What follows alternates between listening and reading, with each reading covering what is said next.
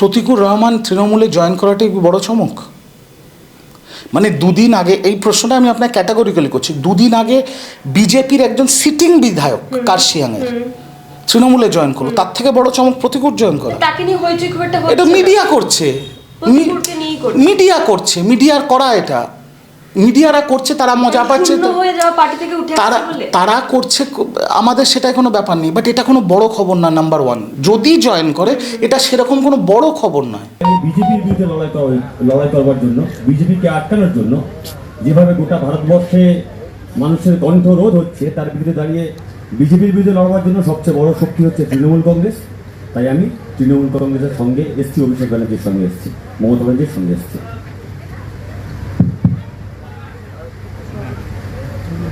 কিছুদিন আগে পর্যন্ত আপনি কিছু বলেছেন, তারপরে আমরা বলছি না। প্রতিকুর তার কথা বলেছেন, আমি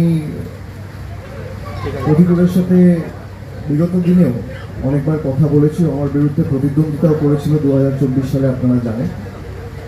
ওর বাড়ি ডায়মন্ড হারবার 1 নম্বর ব্লকের বাসুলডাঙ্গা বলে একটা গ্রাম পঞ্চায়েত আছে, সেখানে। তো আমি দীর্ঘদিন ধরে ওকে দেখেছি, ওর কথা শুনেছি, সামনাসামনি আমার কোনোদিন দেখা হয়নি। এবং সিপিএম দলে যে কজন, বিশেষ করে এই প্রজন্মের যারা প্রতিনিধিরা লড়াই করছেন, আমি লড়াই করছেন কথাটা অত্যন্ত সচেতনভাবে ব্যবহার করছি। তার কারণ যেটুকু মিছিল মিটিং হয় এদেরকেই দেখা যায়, বাকি তো সিপিএম খালি টিভির পর্দায় রয়েছে আর সোশ্যাল মিডিয়ায় যত বিপ্লব। এবং পুরো ক্ষোভ বা তাদের যে আক্রমণটা, সেটা তৃণমূল কংগ্রেস, মমতা বন্দ্যোপাধ্যায় আমাকে তো করেই, কিন্তু শালীনতার একটা গণ্ডির মধ্যে থেকে কাজ করা এবং রাজনৈতিক লড়াইটা লড়া, কোনো মতে সেই শালীনতার গণ্ডি যাতে কেউ অতিক্রম না করে। আজকালকার দিনের যারা সিপিএমের প্রতিনিধিরা সোশ্যাল মিডিয়ায় বক্তব্য রাখছেন বা সমাজ মাধ্যমে বা সংবাদ মাধ্যমে যায়, তাদের অনেকের কথা আমি শুনি। ব্যক্তিগতভাবে আমি প্রতিমূর্তে দেখেছি কোনোদিন তারা কোনো দলকে আক্রমণ করেনি। এবং বিজেপির বিরুদ্ধে আমাদের যে লড়াই, আমি যদি এসআইআর এর উদাহরণ নিয়ে বলি, যে আজকে এসআইআর বাংলা সহ 12টা রাজ্যে হচ্ছে। এই এসআইআর এর পদ্ধতিগত যে ত্রুটিগুলো রয়েছে, এগুলো নিয়ে যদি কেউ সরব হয়ে থাকে, একমাত্র তৃণমূল হয়েছে। গায়ের জোরে মানুষকে লাইনে দাঁড় করিয়ে জীবিত মানুষের নাম গায়ের জোরে কেটে দেওয়া, বাংলার ক্ষেত্রে নিয়ম আলাদা, বিহারের ক্ষেত্রে নিয়ম আলাদা। এই দ্বিচারিতা তো হতে পারে না। এর বিরুদ্ধে তৃণমূল কংগ্রেস যেভাবে কোর্টে, মাঠে, পার্লামেন্টের ভিতরে বাইরে লড়াই করেছে, সিপিএমও তো একটা রাজ্যে ক্ষমতায় রয়েছে। সিপিএম এর এখানে অনেক নেতা রয়েছে, তাদের তো কেউ বারণ করেন। আমাদের হাত শক্তিশালী করতে বলছি, আপনারা পৃথকভাবে লড়ুন। কেরালায় তো তৃণমূল নেই, কেরালায় তো সিপিএম আছে, সেখানে সিপিএম নেতাদের ভূমিকা কি? আজকে যারা লেফট আইডিওলজি, বামপন্থা আদর্শ নিয়ে কথা বলে, নিজেদের বামপন্থী বলে দাবি করে, সিপিএম এর আইডিওলজিটা কি? কোন আইডিওলজি বা কোন আদর্শের ভিত্তিতে বা বেসিসে আপনার পার্টির কোন আইডিওলজি আপনাকে সুযোগ দেয় বা আপনাকে বলে যে হুমায়ুন কবিরের মতো লোকের সাথে বসে আপনাকে জোট করতে হবে বা ডিল করতে হবে? কোন আইডিওলজির ভিত্তিতে 2021 সালে, যেখানে আপনি কেরালায় কংগ্রেসের বিরুদ্ধে লড়াই করছেন, সেখানে একই সময়ে, একই দিনে, একই মাসে, একই সপ্তাহে, একই দিনে, একই টাইমে বাংলায় কংগ্রেসের সাথে লড়াই করছে? কোন আইডিওলজির বেসিসে?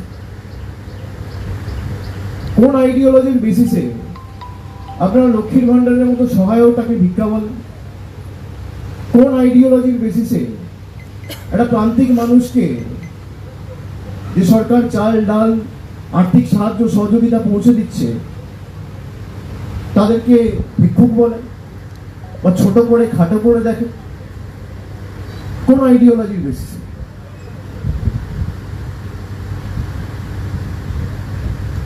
সিপিএম এর আইডিওলজি কি? অনেকে জিজ্ঞেস করে তৃণমূলের আইডিওলজি কি? আমাদের আইডিওলজি ওয়েলফেয়ারিজম। একটা প্রান্তিক মানুষকে সহযোগিতা, সাহায্যের হাত বাড়িয়ে দেওয়া, গ্রামের একদম প্রান্তিক এলাকায় যে দাঁড়িয়ে আছে সেও যেন পরিষেবা থেকে বঞ্চিত না হয়। মমতা ব্যানার্জি অপরাধ করেছেন, আমাদের সরকার অপরাধ করেছেন লক্ষ্মীর ভান্ডার দিয়ে, রাজ্যটাকে নাকি দেউলিয়া করে দিয়েছে। 34 বছর যারা ক্ষমতায় ছিল, ঋণের পরিসংখ্যান ছিল 2,04,000 কোটি টাকা, কাউকে তো ভাতাও দেননি, দুটো মাল্টি সুপার স্পেশালিটি হাসপাতাল করেন, 4টে বিশ্ববিদ্যালয় করেন। কোন আইডিওলজির বেসিসে আপনি কম্পিউটার বন্ধ করেন? আইডিওলজিটা কি আমি জানতে চাইছি। আমার আইডিওলজি, আমাদের দলের আইডিওলজি আমাদের বলে যে কোনো মানুষকে পরিষেবা পৌঁছে দেওয়া, আর্থিক সাহায্য হোক, যেটুকু আমাদের সামর্থ্য রয়েছে, সীমাবদ্ধ ক্ষমতা রয়েছে, তার বেসিসে যতটুকু আমরা পারবো আমরা মানুষের পাশে দাঁড়াবো। মমতা ব্যানার্জি সরকার দাঁড়িয়েছে, অর্থ সরাসরি মানুষের হাতে পৌঁছে দিয়েছে। আপনাদের গাত্রদাহ কেন? গায়ে জ্বালা কেন? আমি দুদিন ধরে সংবাদ মাধ্যম দেখছি, সেখানে প্রতিকূলকে বলা হচ্ছে তৃণমূলের সাথে ডিল করেছে। ডিলটা কি? ডিল তিনি বিধানসভা নির্বাচনের টিকিট পাচ্ছেন। প্রতিকূল আমাকে নিজে এসে বলছে, দাদা দল যদি আমাকে টিকিট দেয় আমি টিকিট নেবো না। আপনি একটা ছেলেকে জানেন না, আপনার সাথে যে এতদিন ধরে দল করলো তাকে আপনি চেনেনই না। আপনি তাকে আগেই ঘোষণা করে দিলেন যে সে বেঈমান, সে গদ্দার। তার কারণ আপনার কাছে সে বশ্যতা স্বীকার করে, আপনার হ্যাঁতে হ্যাঁ মেলায়নি, আপনার স্তাবকে পরিণত হয়নি। খুব গায়ে জ্বালা সেলিম বাবুদের। তৃণমূলের সাথে ডিল হয়েছে, সংবাদ মাধ্যমে স্নো পাউডার নাকি ঘুরে বেড়ানো নেতা বলে দিচ্ছে তৃণমূলের সাথে সেটেলমেন্ট হয়ে গেছে। আমি এটা সংবাদ মাধ্যমে বলতাম না, কিন্তু আমি যদি এটা না বলি,